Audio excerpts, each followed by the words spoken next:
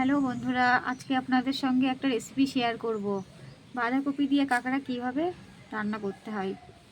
প্রথমে তেল দিয়ে নিলাম।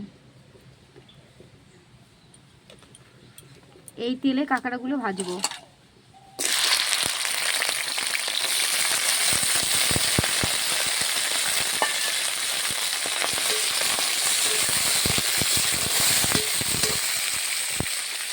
একটুখানি হলুদ দিয়ে দেবো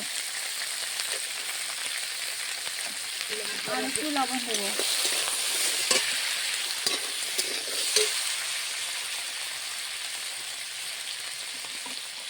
তারপর কাঁকড়াটাও ভালো করে ভেজে নিতে হবে।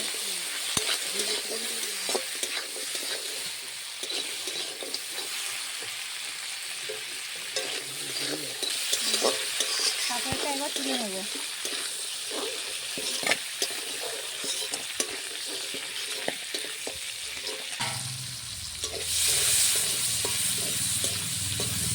না তাহলে বলো দুই রকম হয়ে যাবে, বুঝলি? তাহলে আলুটা ভেজে নাও লাল লাল করে। আলুগুলো লাল লাল করে ভেজে নেওয়ার পর তুলে নিচ্ছি।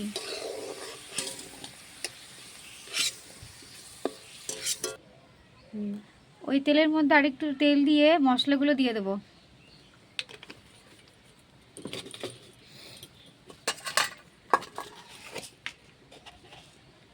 গোটা জিরে ফোড়ন,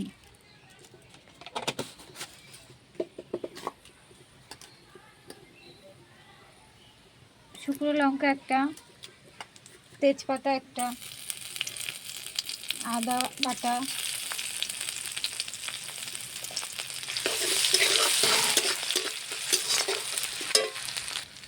একটু শুকনো লঙ্কা বাটা,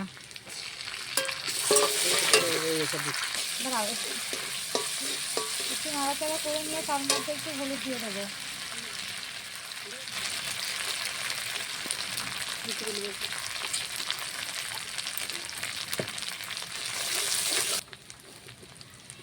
একটুখানি লবণ দিয়ে দেবো পরিমাণ মতো।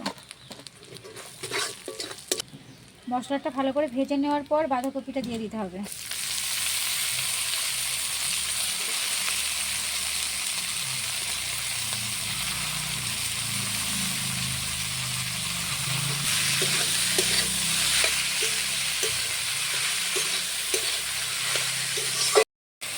এবার আমি কাঁকড়া আর আলুটা ভেজে রেখেছিলাম সেইগুলো দিয়ে দেবো।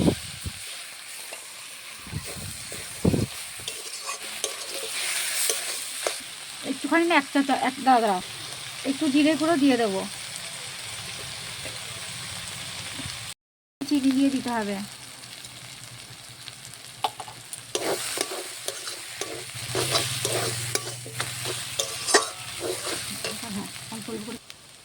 সবশেষে গরম মশলা দিয়ে নামিয়ে নেব।